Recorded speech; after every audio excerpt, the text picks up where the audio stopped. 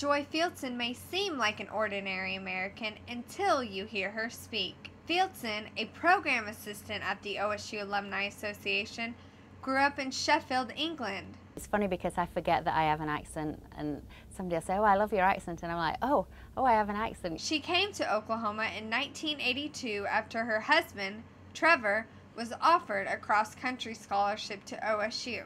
She was only 21 and says it was a huge culture shock, especially the weather. It was August and we had left 60-degree weather in England, and we got here and it was 114 degrees. American food was also something Fieldsend had to get used to. There was a lot of fast food that we didn't have in England. Now there is a lot of fast food there, but at that time there wasn't.